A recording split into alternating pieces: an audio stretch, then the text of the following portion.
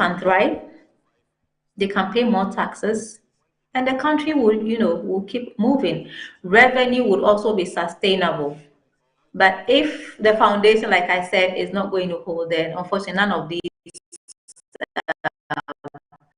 would come. But I think that historically, from the 2025 performance, if that can be sustained, it looks more like these policies will be sustainable. And will you say that from the 2025 reference you're making, do you see that the foundation is strong?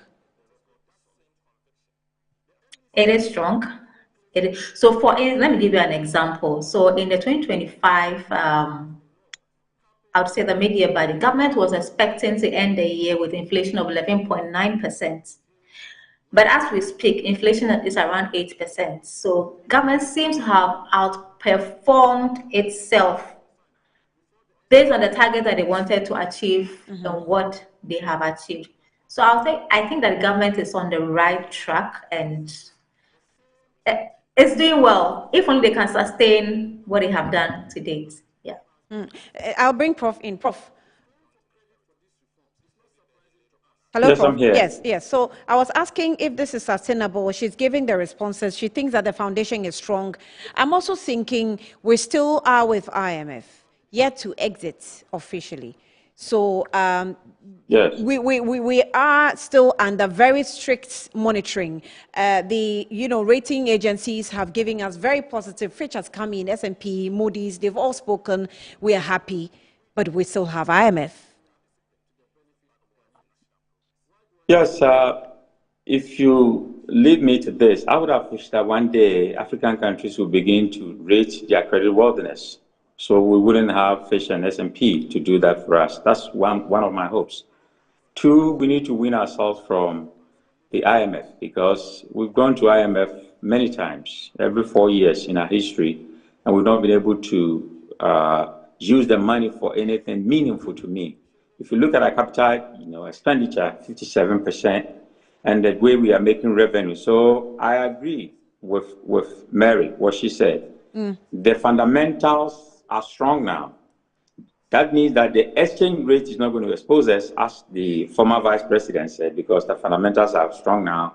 The city has appreciated very much from 16 point something% to now in the 12 and the 13s. That means that we are also getting money in our pockets. So if you used to pay, let's say, $16,000 or $1,000 as your rent in Accra, I'm just using that as an example, a hypothetical example. If you were paying $1,000 as your rent in Accra, that was about 16,500. Now you are going to pay about 11,000 to 12,000. So you're saving about 5,000 Ghana cedis in your pocket every month. So you can tell if you were selling or buying rice, a bag was about 600 and something Ghana cedis. Now it's about 400 and something. So you're saving 200 cedis per bag of rice. Mary talked about traders are very quick to increase their prices. I think that has been the biggest issue when we read budgets. Right from Kosibo Kesta, and those of you who were there at that time, you see that anytime there is a budget reading, prices goes up.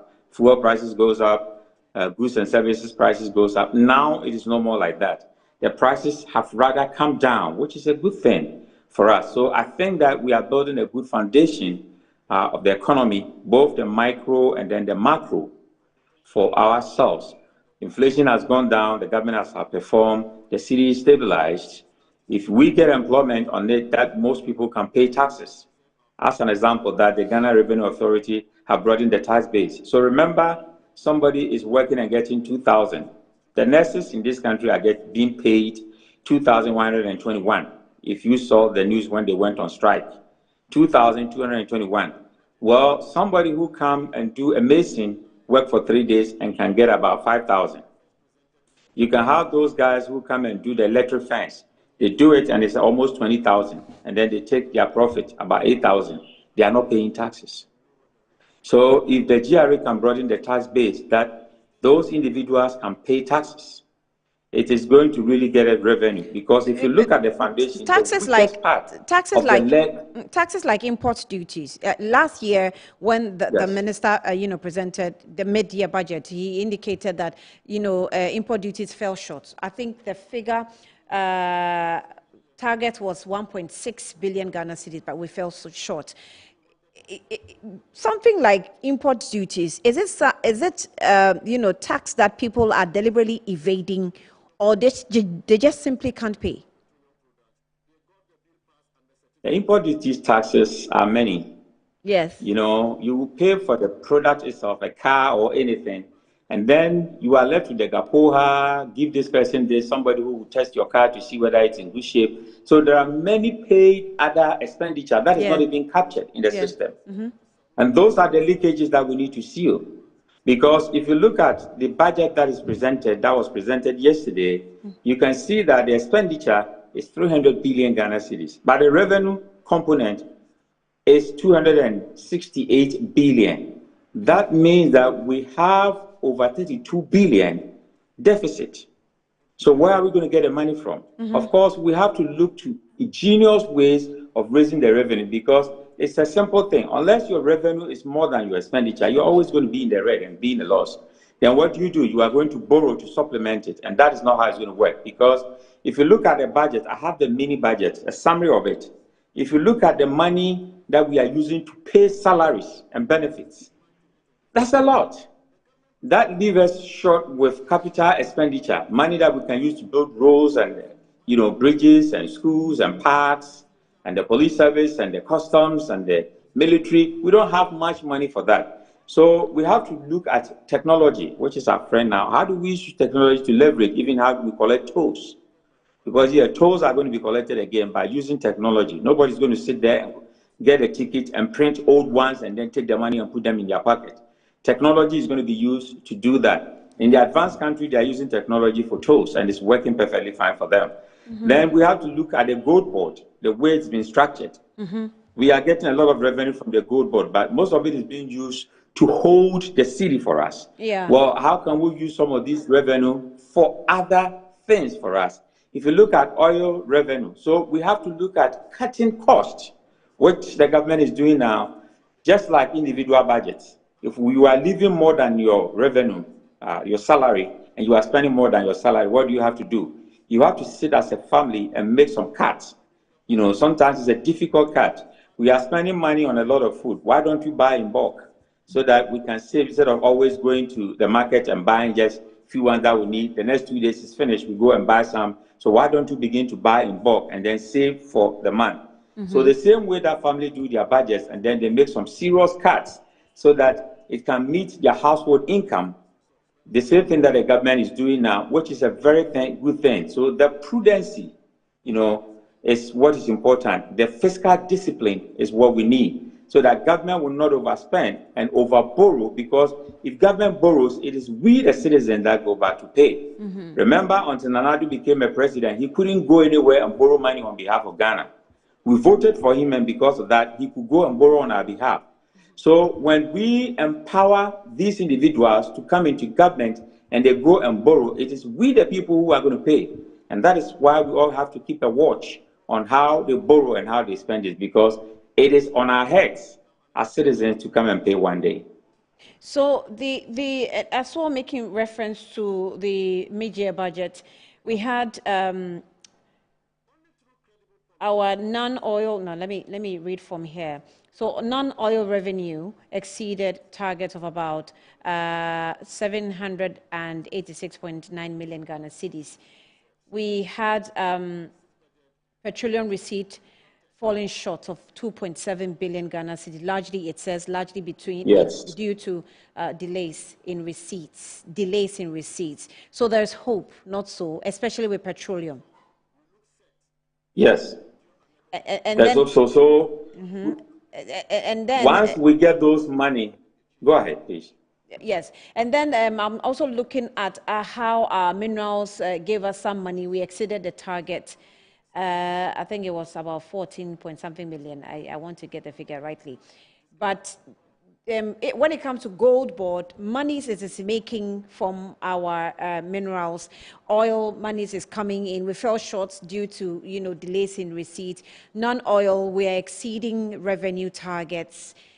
There is some hope that even if we're not taking taxes, with discipline, we can still stay within space and fill our revenue, our expenditure targets. Yes, that is possible, but three things we have to do. One, we need to invest in productive sectors. So we are waiting for the receipt to get the money. But when you get the money, you have to invest. The same way I gave a family as an example so that people will see how we can compare. If you allow me to, if you allow me to add, so I've just seen the minerals royalties exceeded, it's 143 million Ghana cedis. Yes, 143 million Ghana cedis is good money. But remember, even the Black Stars are being given 150 million Ghana cedis to prepare for the World Cup next year. And the Office of the Special Prosecutor's Office is also giving similar amount, almost 150 million Ghana cedis, to catch the bad ones who are corrupted. So I'm saying that all these revenues are expected, but don't forget that we are also allocating some of the money. Even national security has been allocated some money. So the money is being spent. And that is where we have the problem. The revenue stream that we have currently now do not match the expenditure that we have as a country. So what do? The first thing is to invest in productive sectors.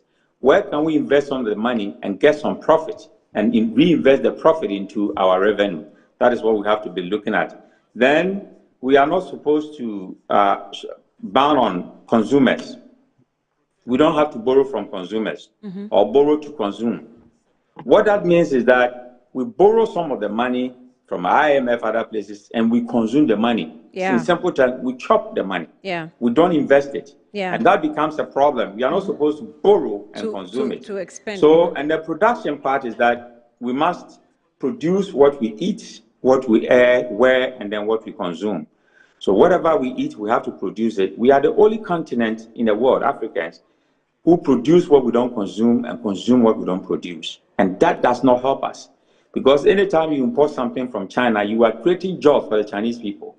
Let's say we import like the flags, MPP flags, NDC flags. We import a lot of them from China. Do you know the kind of job it is producing for the Chinese people and denying ourselves of that? What about the government helping to get some of these machines so that we can produce MPP flags and NDC flags in Ghana?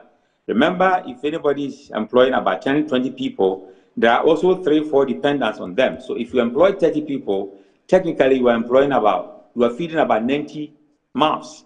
And if you begin to do that and have little factory here that produces, employs 10 people, another software, 20 people, you are using some IT to collect revenue here, 30 people, look at the employment it's going to bring to the country. Not only that, anybody employed is also going to pay taxes.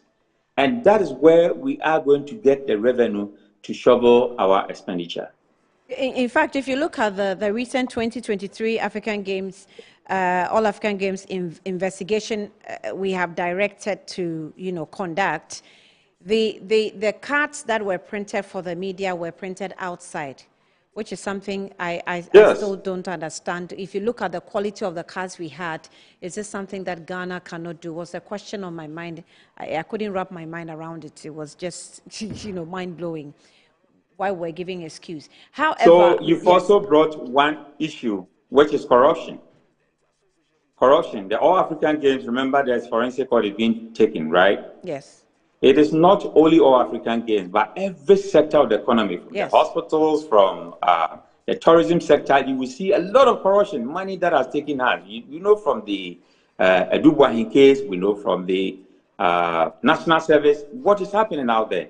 So corruption is a thief in every individual's pocket. The money that we could have used as a country to build roads, schools, and hospitals and other infrastructures have gone into individual pockets. If I'm estimating very right, you can say that about 20% of the total revenue we had in the country for the past 8 years have found themselves in individual pockets, and that is not good. So yes, it is good that we do all the forensic audit, but more to it is that we need to get those money back so that we can use it for the rightful purpose of common good for our citizens. Before I get to Mary, you mentioned, food production and how we have to patronize what we produce in the country. Yesterday, I had a discussion with the importers and exporters. The issue of food import came in, and then I posed the question of how we've seen the gluts of food or food gluts on the markets and also at farm gates. We were wondering why importers and exporters do not influence importers to patronize locally produced foods. And we had reasons ranging from the prices of the goods, maybe the availability to meet demand and all that. As a policy analyst, what do you actually think we can do around this situation as a government also investing a lot in agriculture? Every government comes and they are, designing some agriculture fancy name for the country to go on that path, and in the end, you really don't see anything coming out of it. What do we have to do in terms of enforcing, not necessarily just forcing people to eat what they don't want to eat, but enforcing to ensure that we eat what we produce? That is a very good question, and I want to thank you for that. The biggest challenge of our race is taste. We want taste, something that suits our taste. And it could be done because we have the organic part of food that we can produce here. But the prices, the quality, the FDA. I was joking with a friend yesterday.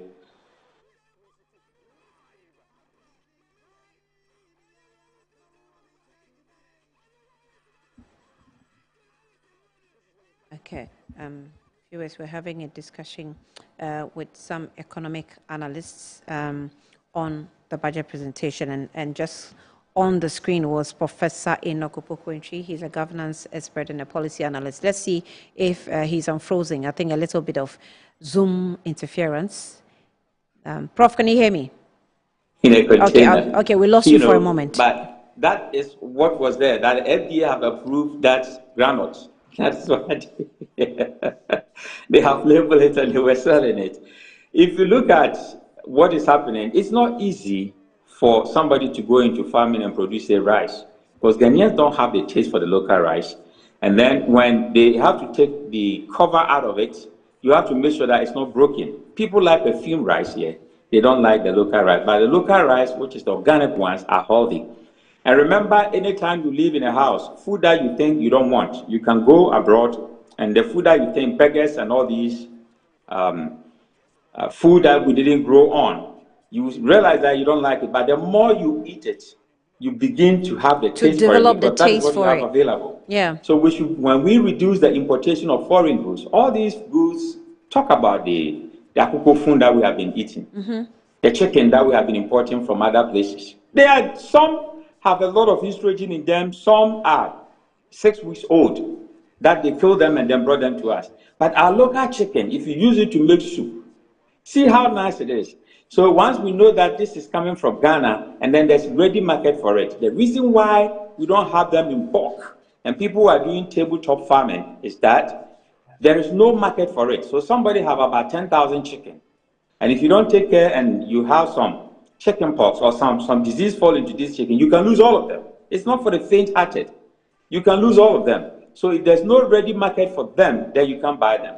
But think positively about the oranges that we have that are getting rotten, the plantains that we have that are getting rotten, the vegetables that we have that are getting rotten, the cabbages and the carrot. If government has ready market for them to buy for senior high school so that they can have vegetables, carrots and cucumbers, and they can have all these vegetables and then even fruits, mangoes and oranges. Don't you think a lot of people will go into farming in these areas because there's ready market for it?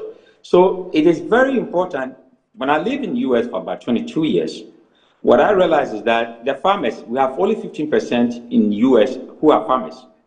And when you go to the farming community, I live in a farming community, the state of Wisconsin is a farming community. You have Iowa, you have North and South Dakota, it's a northern farming communities. What they do is that if you plant corn or maize, and government realize that there's abundance of it, government buys it to make alcohol. So you can tell that you are not going to have losses. If you plant legumes, so government can direct farmers that instead of planting this, we are going to give you the seed to plant this one because we are going to buy that one. It directs the marketing and then the farming process. So I think that is the way we have to go, because ultimately, if there's no market for it, nobody will buy it. But we have to talk about the price, in the making sure that agricultural the price sector, and the quality, and then it's also approved by the FDA. Prof, in the agricultural sector as well, I see a lack of the agricultural chain or Hello? the supply chain. Prof, can you hear me? Can you hear me, Prof? Hello, Prof. Enoch. Okay, producers, if you can help me, because I think he's struggling a bit. But do I still Mary, have? I think it's over to you, right? Yeah, I can hear you, but Oh, I think we are waiting but for Prof cannot hear me. our Prof, can you hear host. me? Okay, Mary, let me engage you. I'm sure I will work around Prof's own. What we were talking about, I was just mentioning that I see a supply chain challenge in Ghana, or an agriculture supply chain in challenge in Ghana, because I've seen a number of members of parliament who have fantastic farmers in their constituencies. And, you know, when the harvest is ready, they will have to go and cry to the MP. The MP come and stand on either TV or social media and is now crying for people to come and buy their items. And I see, wow, there's an opportunity for us to build or develop that chain so that we can all benefit from the wonderful agriculture, areas that we're going into to benefit the whole country.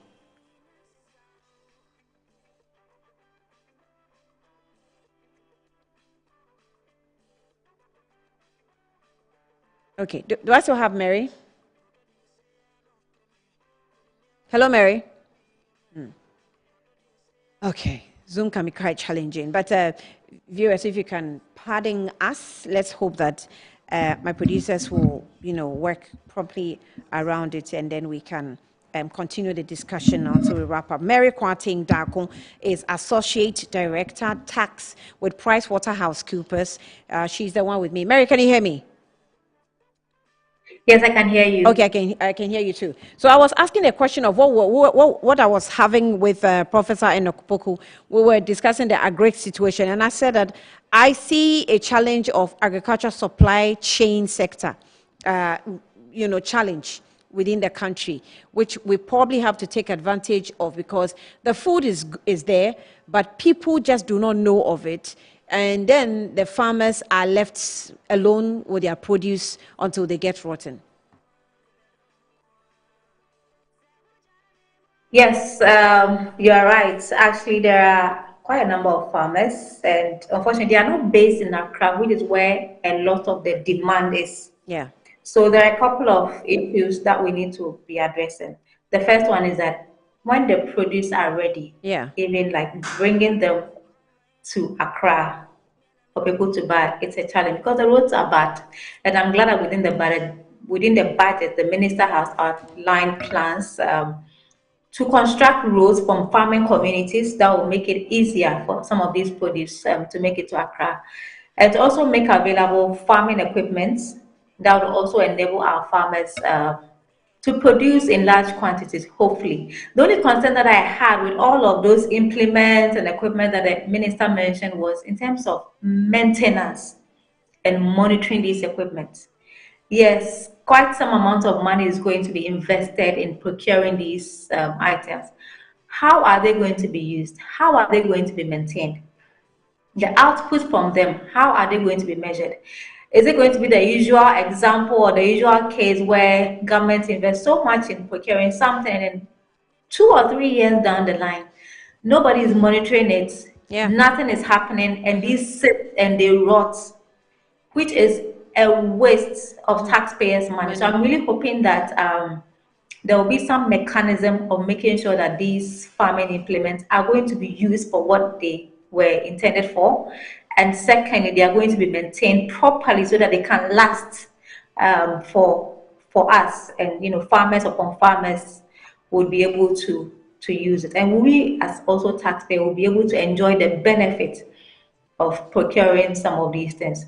So largely, I would say that it's about making sure that there is a smooth transition or a smooth movement of these goods from the farming community, because we usually have bumper harvest as well, to Accra, and then marketing them, because they can get to Accra, but if they are not connected, or if there is no linkage to the person who will need them, unfortunately, they will still sit in our markets here in Accra Yeah. and still rot.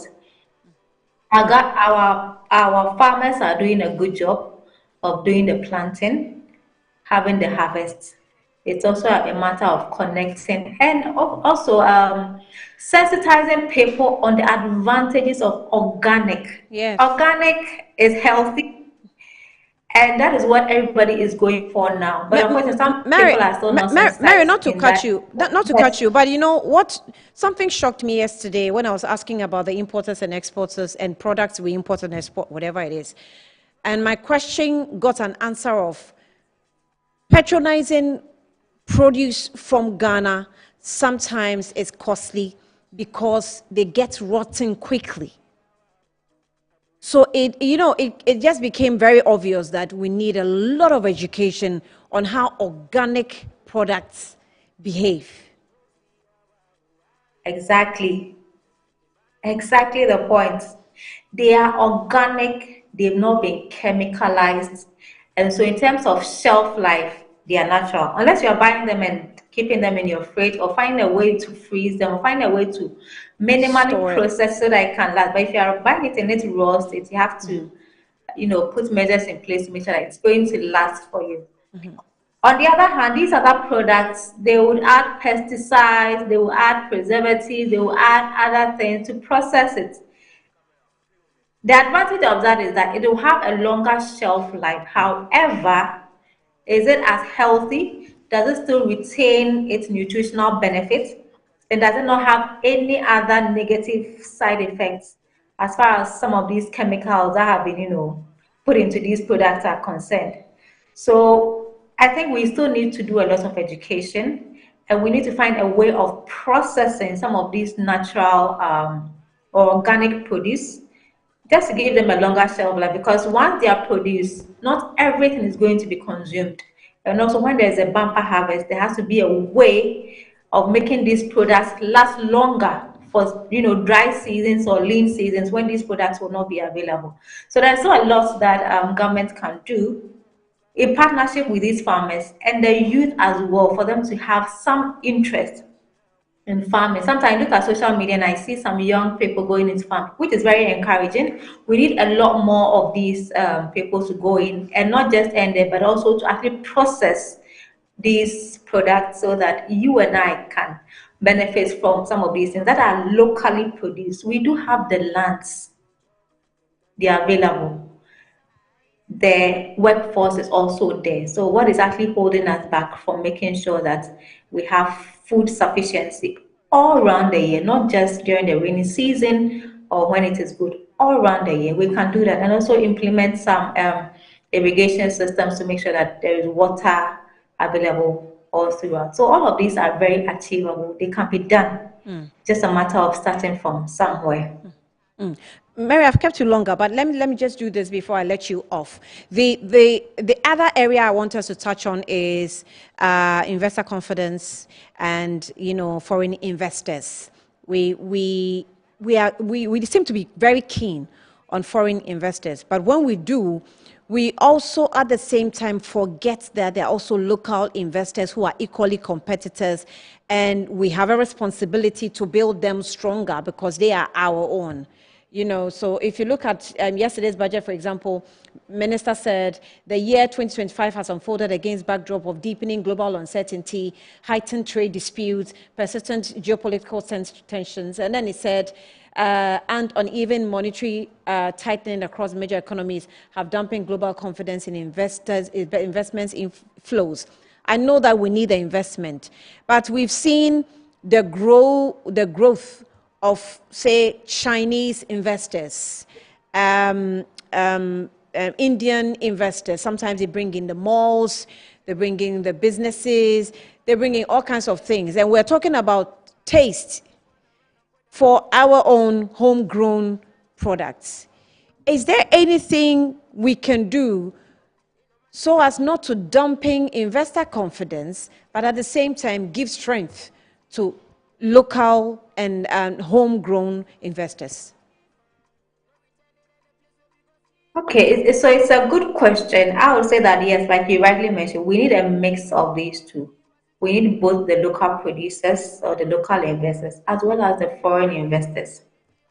Typically, when foreign investors come in, what they want, sometimes what they look for are tax breaks. But unfortunately, tax is not the only cost of doing business. So that's something that can be discussed. But if you are operating in a country, you'll be expected to contribute to tax because taxes is what we use to build infrastructure and to make the ease of doing business less in the country. So that we have to do to be able to encourage investors. Typically, when before they make a decision to go into a country, they are looking at the feasibility of demand. Would they have a demand for what they are producing? Would they have the raw materials that they need for the production? And the infrastructure, how is the infrastructure looking like in the country? All of these contribute.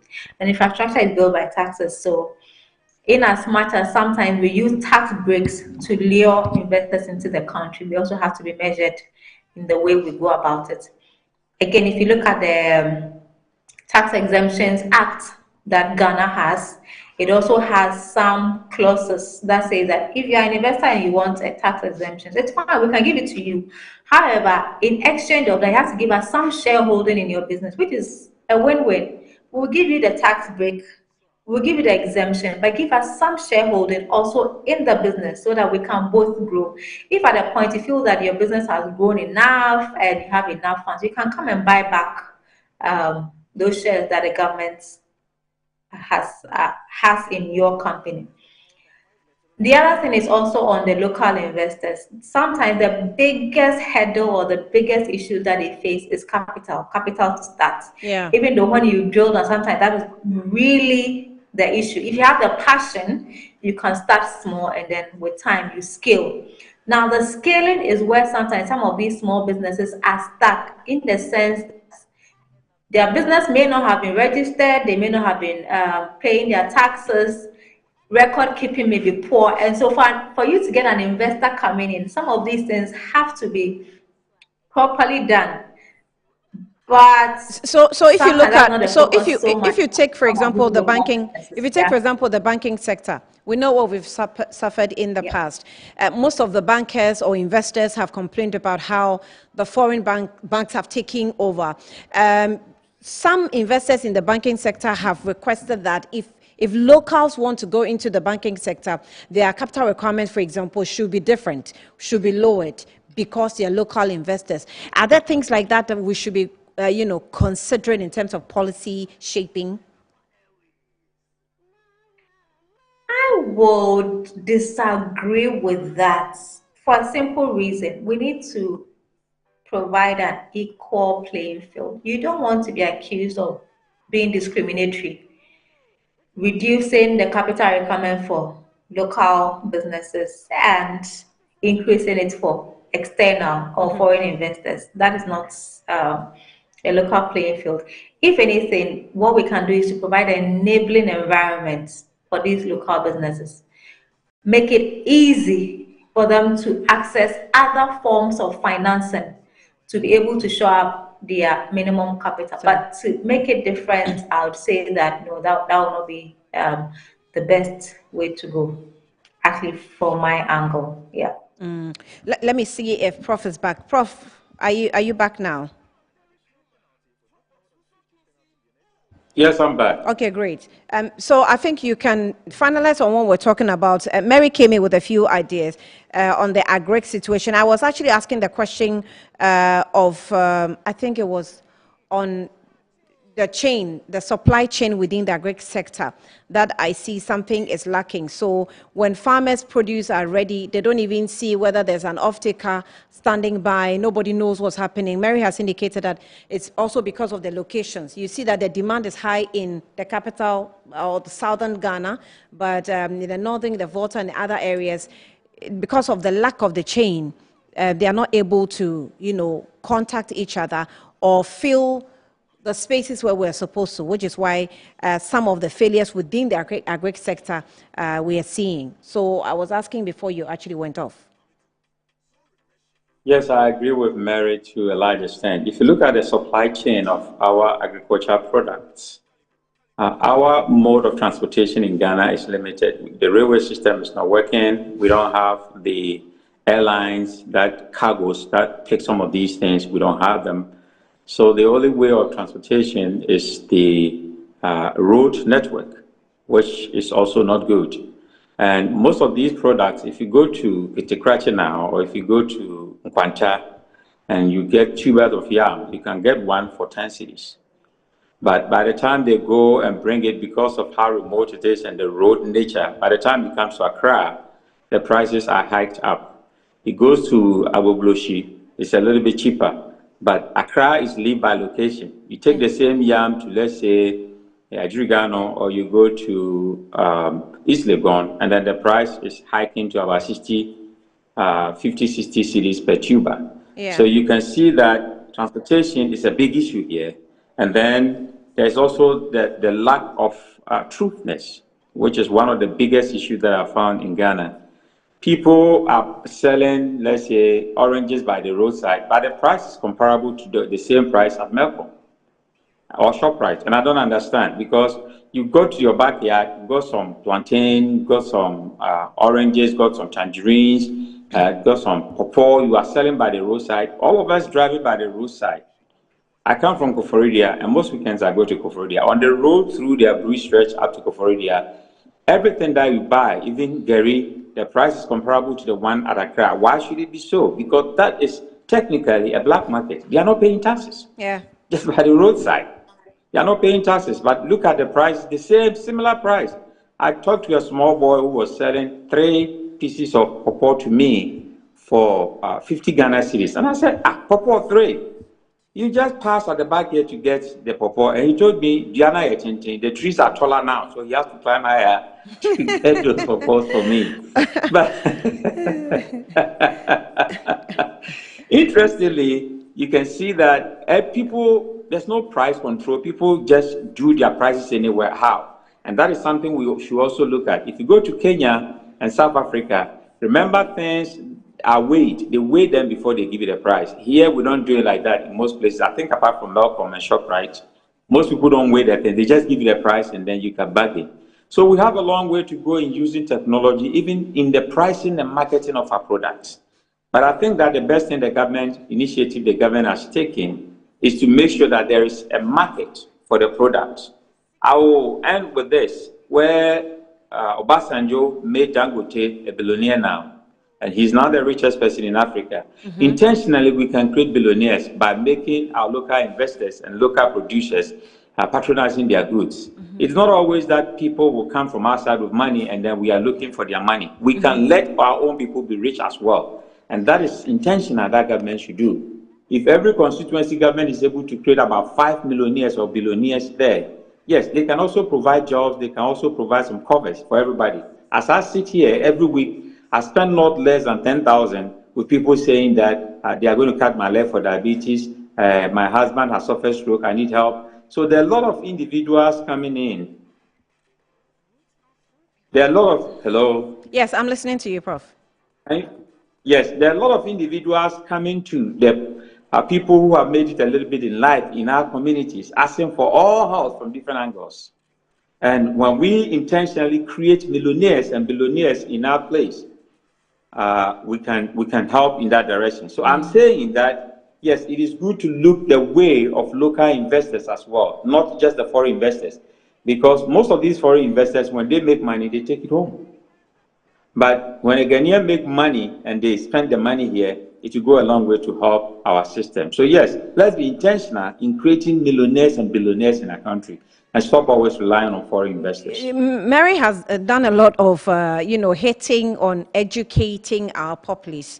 Sometimes also in Ghana, it's just difficult to invest in a Ghanaian. There is so much of dishonesty in the system trying to build someone up, you see that you are wasting your time and wasting your money, which will eventually go down the drain. Some investors even come in and then they take their money back because they sense the dishonesty in the system. In this current administration, they promised, I think, a mindset shift, which is part of their manifesto that the president promised that it was going to do to the people. How do we do that across board so that all these areas we've mentioned, people will take advantage of that for all of us to grow together? So if you look at the best practice, I'm in academia, a dean as well of university. So if you look at all over the world, the best practice, when the British realized that they wanted to colonize many people in the world, many countries, Shakespeare alone added over 4,000 words to the English language. So they use language to also colonize.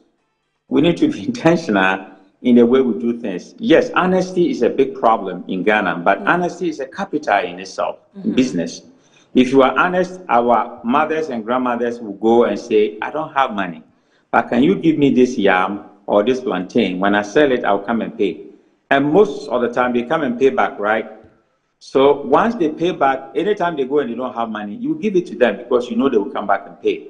But if you don't come and pay back, there's no way they will give it to you again. Honesty is something that we should be honing on. That should be the reset agenda. Change of attitude, which is a big issue. Even the artisans that we are talking about, don't we go to have Togolese and Burkinabes coming to do the POP in our houses? Yes. Because they charge cheaper and then they don't steal from us. But you give it to a Ghanaian, but they buy 10 bags of cement for you and they buy 3 for themselves. By the time they finish building your house, they are also putting 2 structures at their own place. So that kind of dishonesty and stealing small from us, it's a problem.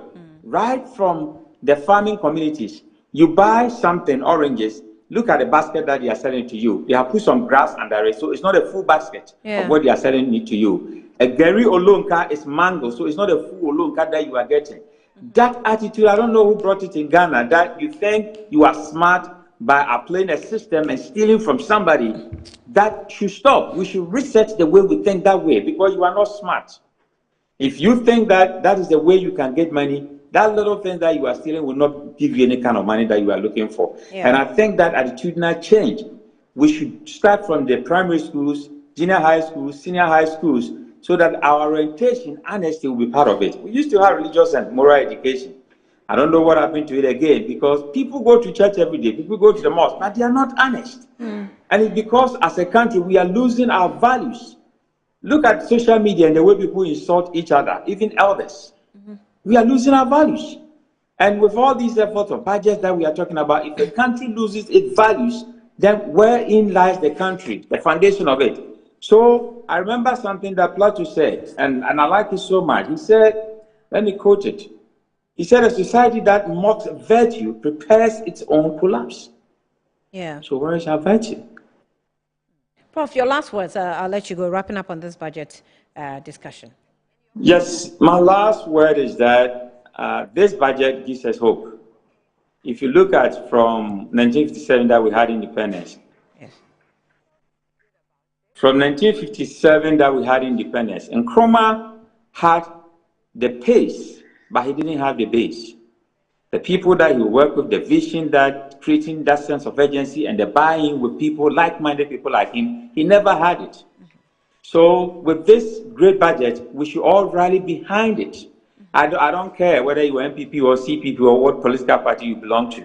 You know, I've heard a lot of MPP people saying that, oh, we left a strong economy. That is why NDC is thriving. And people trying to tap on each other's anointing and taking credit for something that is going on. That is not what I am for. I am for that the public goods of roads, bridges, hospitals, schools, let's all work together to make sure that we have the right thing to do. Because when the soup is good, we all enjoy it. Right. Thank you. Thank you very much, Prof. I'm grateful for your time. Mary, if you're there, I'll also give you some opportunity to give us final words before we wrap up. All right, thank you. I think Bob has said it all. So the only thing I will add is that the budget fulfills the promise that the NDC government gave, right from its manifesto to the 2025 budgets, mid-year and now. It's just in line with what they have promised. The second thing is that the macroeconomics are good. The indicators are positive. Inflation is coming down. The city is strong. Credit ratings have improved, and the economy is in the right direction. The only thing that we need to do is that now that the commodity prices are doing well, let's take advantage of that to put the economy in a strong position and have reserves so that if the commodity prices change or they begin to fall, we know that we have a buffer that we can rely on. Currently, the economy, as we have already said, is commodity dependent. There is oil, there is gold, and then there is also cocoa. With gold prices soaring as high as over 4,000 per ounce. So the commodity prices, because they are good, the economy can also benefit from that positive trend. Yeah, The but question that is what but that's happens if an it begins. that's an exogenous factor. What if it declines? What's going to happen to us? That is what I'm talking about. Now that it is good, let's take advantage of it to shore the economy up and have reserves so that when it begins to go down, we can Down. then rely on that. Like you rightly said, it is not within our control, and so anything can happen. Question is, if it begins to go down, what happens? Now that it is up, let's take advantage of that to benefit as much as we can and have other alternatives that we can also rely on, assuming that the prices begin to fall. All right, Mary Kwatin Darko, Associate Director, Tax, PricewaterhouseCoopers. We're so grateful for your time this afternoon on Good Afternoon, Ghana. Thank you for spending some time with us on the budget. Thank you. Good afternoon to you. All right, so those are my guests. Professor Enoch Opoku-Nchi, he's a governance expert and policy analyst, and I also engaged with Mary Kwatin Darko, Associate Director of Tax at PricewaterhouseCoopers. And that's ends our interview with them. So in wrapping up, let me just also add a few words to what I have to tell you as far as my stay here at Metro TV is concerned. So I have been with you for many years. I've gone through, the different departments, news and current affairs, to be precise.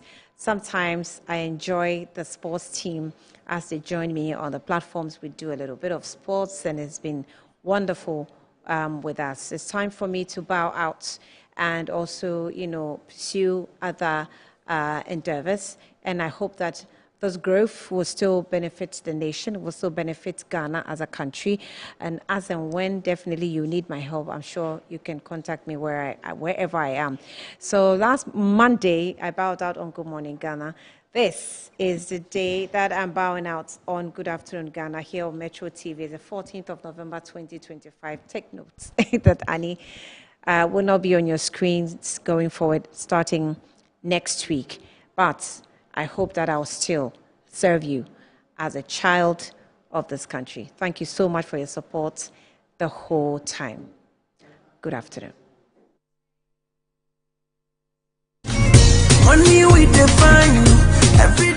So congratulations to you and everybody that won on the bonus ticket. Okay, yes, we hope that next year you get on the luckiest again and win bigger than you won this time. Okay, so congratulations. Yes. Wow. From the luckiest to you as one of the winners on this ticket. So congratulations.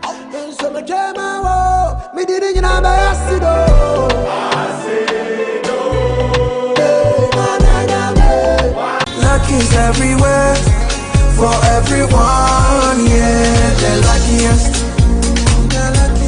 Luck is everywhere for everyone, yeah. Money we define every day.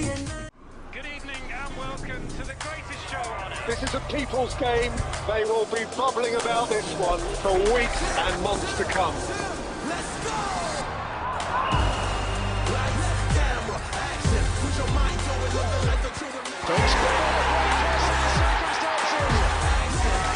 It's on SuperSport all season long. Pay your subscription today. Dial *759#. Available on DSTV and GoTV. West Africa's soil yields global treasures: cocoa, cashew, shea, and cotton. They power industries across the world. Yet for our region, the greatest value still slips away, exported raw, taking with it jobs, industries, and the promise of shared prosperity. The real question is no longer what we produce, but who captures the final reward. True prosperity lies in the value we add right here at home. That's why the 4th edition of the EBIT President's Roundtable will gather the architects of Africa's prosperity and Africa's transformation to answer one defining question: how do we finance the journey from the farm to the port? Join Dr. George Ejekum Donkor and some leading experts as EBIT leads a high-level dialogue to unlock financing, empower local industries, and turn West Africa's raw potential into industrial power. Be part of the conversation redefining our economic future, live on Metro TV, DSTV Channel 277, and EBIT platforms on November 24, 2025 at 11 a.m. EBIT President's Roundtable 2025. From the farm to the port, financing the value chains of West Africa's cash crops. My name is Anita Erskine, and it will be an honor to host you.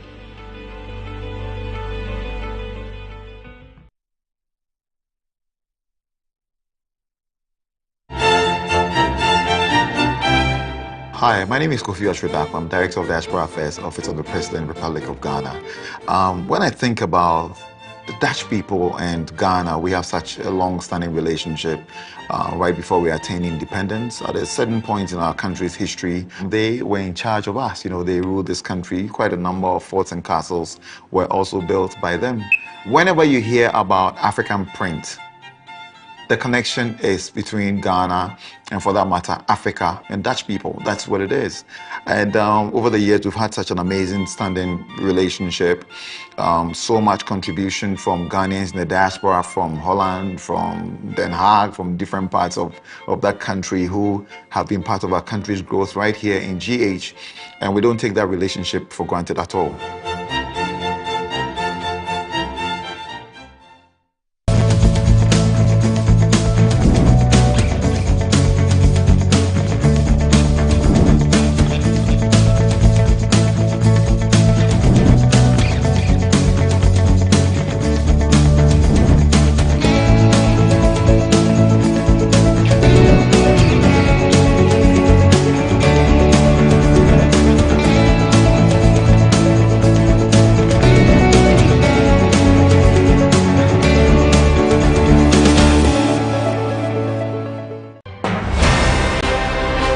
When the day ends, the real stories begin.